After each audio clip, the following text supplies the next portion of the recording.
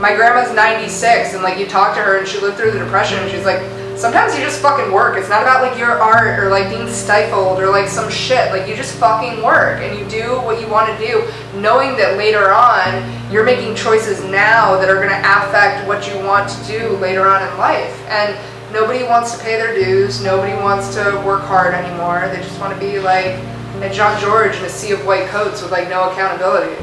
This is a make or break place. Like you're going to work here for a week or you're going to work here for a fucking year. Like there's no in between.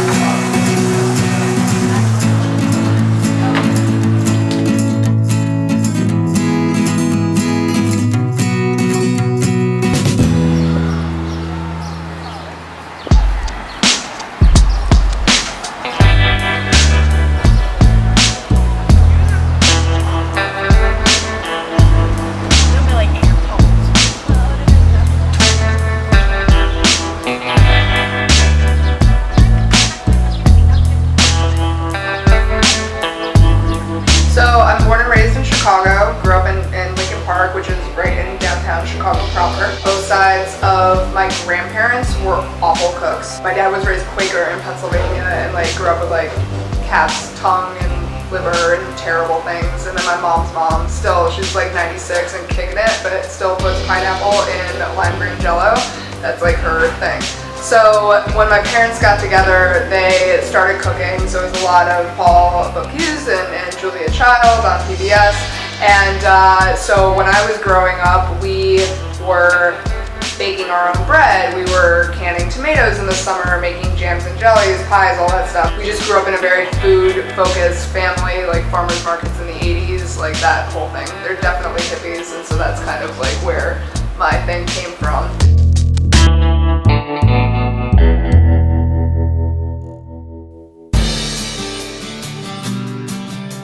I played field hockey for a long time while I was a young person. I got recruited to play at Michigan State, so I was training in the morning and then going to work in the afternoon. My dad was a teacher, and one of his former students was a chef in Chicago and was working for Paul Kahn to help him open Blackbird. And I started my apprenticeship there when I was 15, and I was too little to cook with the big boys, so they put me in pastry. And it was unpaid, and it was like the best thing I ever did, and I never really looked back. She spent 2 years at Blackbird, eventually leaving to open Fortunato in Wicker Park. As she became more comfortable on the line, she was soon given opportunities to stage all over the city at places like True and Spring and Trio. After graduating Michigan State, Roxanne would move back to Chicago to really pursue her career as a chef. Still with a lot to learn, she knew that each job she took would have to serve a specific purpose. At Rocket Barn Grill, she learned how to manage high volume. Then, as sous chef at Brasserie Ruhlmann, she worked under renowned French chef Christian Delouvrier to hone her technique. Only then did she feel ready for her first executive position. So I went up to Sopra in Lake Geneva, and it was really a kind of turning point in my career because, you know, when you work for other people, you do, you know, kind of like that. You got blinders on and you just do what you're told to do. Well, I got up there and it was, you know, it was just this like kind of creative bubble because I could do whatever. I would braise things overnight, set my alarm, run downstairs, shut off the oven at 3 a.m., go back to bed. Like it was just, I was just like fully immersed in this. So I was up there for like 2.5 years, and it was really, you know, a big life career changing place.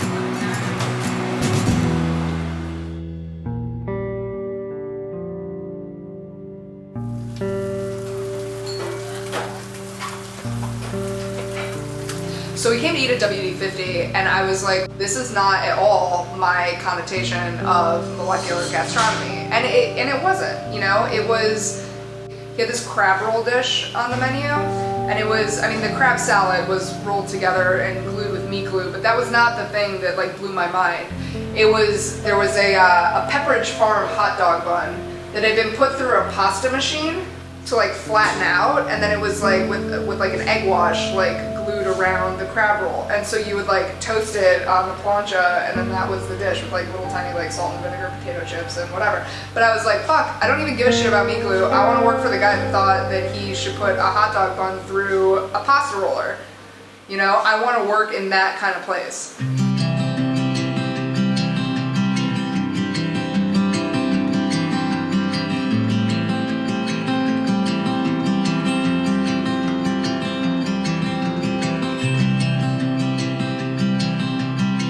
So I was at WD for a while, and then there was really only one other restaurant that I wanted to cook at in New York at the time, and it was Blue Hill at Stone Barns. So I sent them my resume like 1,000 times. I did a couple trails, and they offered me the sous chef position up there.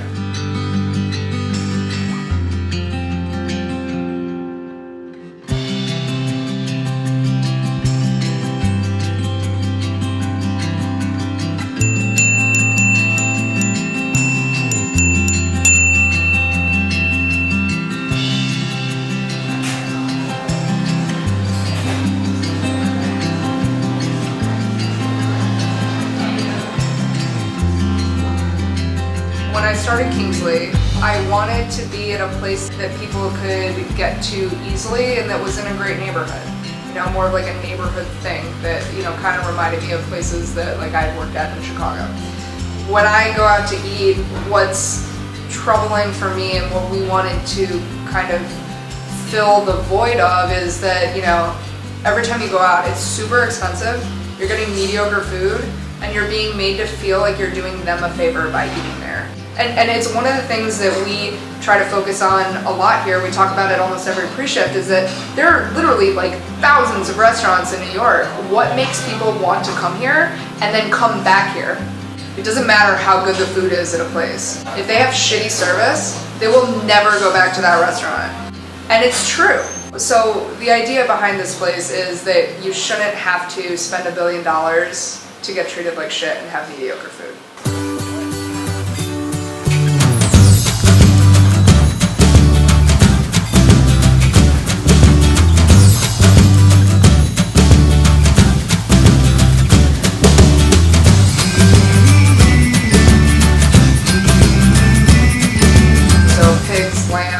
Venison, you name it, we get it.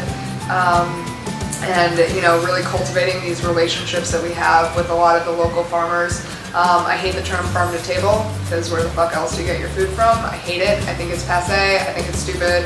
I also don't feel like you need to stand on a fucking soapbox and tell people that you got shit from a farm and like what the name of it is. You should be sourcing the best ingredients anyways if you're in this business.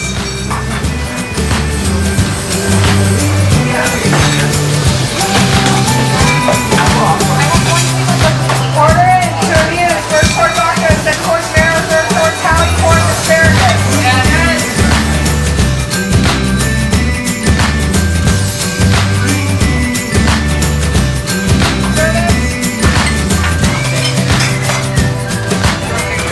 So while the menu changes all the time, there are a couple signatures that have stayed on the menu from the beginning. One of them being our celeriac agnolotti. It's just a really good example of how we kind of think about ingredients. It's not a pasta dish. We actually take celery root and we bake it in salt, peel off the skin, shave it thin on a deli slicer, and that's what makes our pasta sheets. We stuff it with a sunflower seed puree, and it gets steamed on the pickup and served with mesquite cake, seared foie gras, a black pepper gastrique, and then sunflower shoots.